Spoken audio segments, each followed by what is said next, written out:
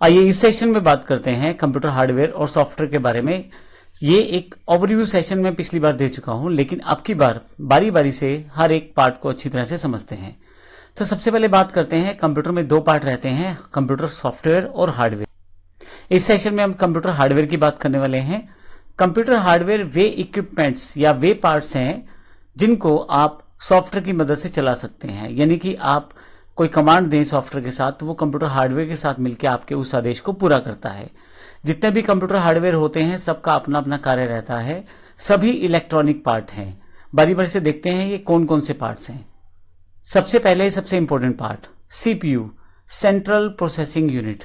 CPU computer का एक important part होता है। सीपीयू का पूरा नाम सेंट्रल प्रोसेसिंग यूनिट है, जिसे प्रोसेसर या सीपीयू भी कहा जाता है। यह कंप्यूटर का दिमाग भी कहलाता है। आप कोई भी कैलकुलेशंस करना चाहते हैं, कोई भी वर्कआउट करना चाहते हैं, कंप्यूटर में कुछ भी इंस्ट्रक्शन देना चाहते हैं, असल में वो सीपीयू के पास ही जाएगी। सभी इनपुट डिवाइसेस अपनी कमांड सीपीयू के पास भेजती हैं, सीपीयू उन पे प्रोसेस करता है और फाइनली सीपीयू उन्हें आगे आउटपुट डिवाइसेस पे भेजता है। यहां मैंने सबसे पहले नंबर पे कैबिनेट का फोटो लगाया है। ये जो प्लास्टिक केसिंग आप देखते हैं इसे कैबिनेट कहते हैं। मोस्टली हम नॉर्मल बातचीत में इसे ही सीपीयू कह देते हैं, पर एग्जैक्टली सीपीयू एक चिप है जो आपके कंप्यूटर के अंदर लगी हुई है और वो सीपीयू कुछ इस तरह का दिखाई देता है।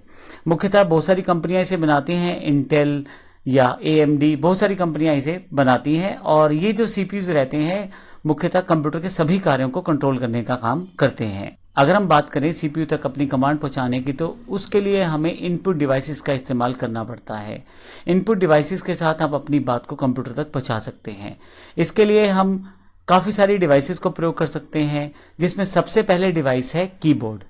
कीबोर्ड एक इनपुट डिवाइस है जिसमें अल्फ़ाबेटिकल कीज रहती हैं, न्यूमेरिक कीज रहती हैं, सिंबल्स रहते हैं, एरो कीज रहती हैं, फंक्शन कीज रहती हैं, स्पेशल कीज रहती हैं, बहुत सारी कीज रहती हैं और इन कीज की सहायता से हम कमांड कुछ भी टाइप करें तो वो कंप्यूटर तक पहुंचा सकते हैं। कंप्यूटर उस कमांड को समझता है और फिर उस कमांड के अकॉर्डिंग कार्य करता है। यहाँ मैंने कुछ कीबोर्ड्स के एग्जाम्पल लिए हैं। यहाँ यदि आप देखें तो आपके पास वायरलेस और वायर बेस्ड दो तरह के कीबोर्ड अवेलेबल रहते हैं। इसके पश्चात अगली जो इनपुट डिवाइस है वो माउस है। माउस तीन तरह का माउस आता है, मैकेनिकल, कॉर्डलेस और ऑप्टिकल। माउस में मुख्यतः तीन बटन रहते हैं, लेफ्ट बटन, राइट बटन और स्क्रॉल बटन। तो आपके पास जो माउस रहता है, ये जो मैंने यहाँ जो पिक्चर एक ग्राफिक के रूप में दिखाई है, ये बहुत पुराने माउस, जब शुरुआत में कंप्यूटर आया था तो बहुत पुराने माउस हैं जो मैकेनिकल माउस कहलाते हैं। मैकेनिकल माउस जिनमें बॉल्स लगी रहती हैं। जब आप माउस को घुमाते हैं मैकेनिकल माउस को तो उसके अंदर एक बॉल अवेलेबल रहती है। बॉल को आगे की तरफ घुमाने पर वो अलग तरह का एक सिग्नल क्रिएट करती है, पीछे की तरफ घुमाने पे अलग तरह से वो बिहेव करती है। असल में बॉल एक मैकेनिकल पार्ट है, उसके साथ जुड़ा हुआ इलेक्ट्रॉनिक सर्किट उसको सेंस करता है कि बॉल किस दिशा में घूम रही है। जिस दिशा में वो घूमती है उसी दिशा में आपके जो कंप्यूटर स्क्रीन पे बना हुआ एरो घूमता है। तो इस तरह से मैकेनिकल माउस इसलिए कहते हैं क्योंकि जो बॉल है वो एक मैकेनिकल पार्ट है और जब वो घूमता है तो कहीं ना कहीं वो इलेक्ट्रॉनिक पार्ट के साथ मिलकर इलेक्ट्रॉनिक सिग्नल क्रिएट करता है जो कंप्यूटर तक आपकी इनपुट को पहुंचाता है। तो इस तरह से हम मैकेनिकल माउस का इस्तेमाल करते हैं। बहुत पुरानी कैटेगरी के माउस हैं, इस वक्त मार्केट में ये अवेलेबल नहीं है। इसके अलावा कॉर्डलेस माउस है।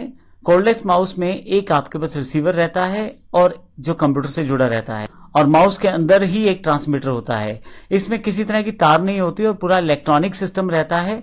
जब आप माउस को प्रयोग करेंगे तो माउस एक सिग्नल क्रिएट करेगा आगे पीछे घूमते हुए या बटन दबाते हुए।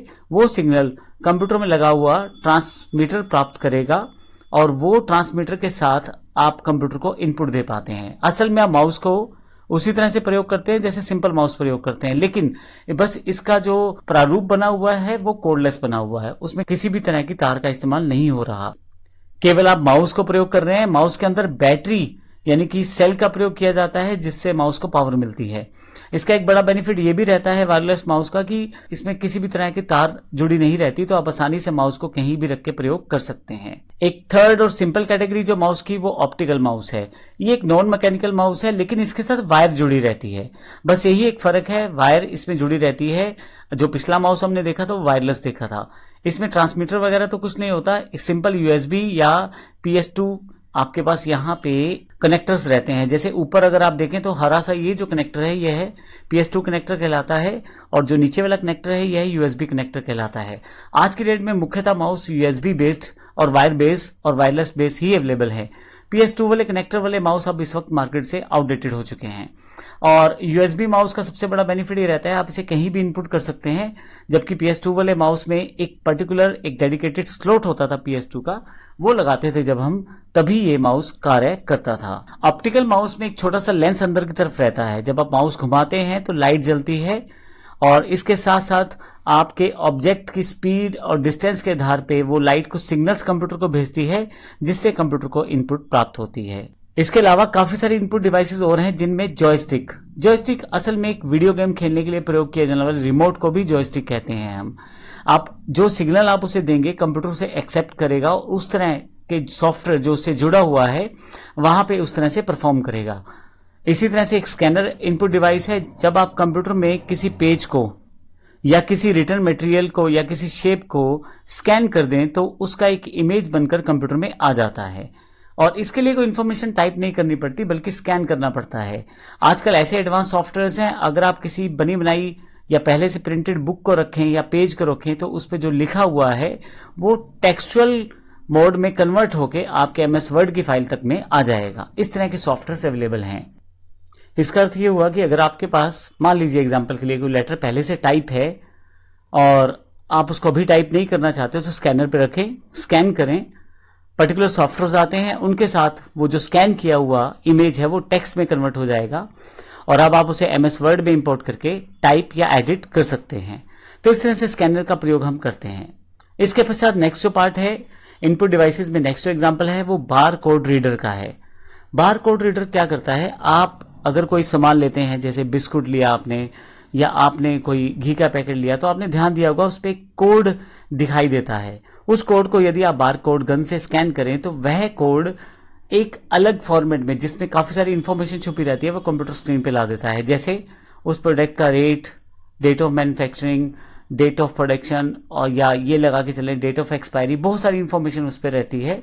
वो सारी की सारी इंफॉर्मेशन उस बार कोड रीडर गन से उसे रीड कर लिया जाता है और उसे कंप्यूटर के पास भेजा जाता है। तो असल में यह भी एक इनपुट रहती है कंप्यूटर के लिए। इसमें मुख्यतः इनका प्रयोग जो शॉपिंग मॉल्स हैं या जो बड़ी बड़ी दुकानें हैं उन पे किया जाता है। प्रोडक्ट बहुत सारे होने पे बिलिंग ये बड़ी आसानी से कर देता है।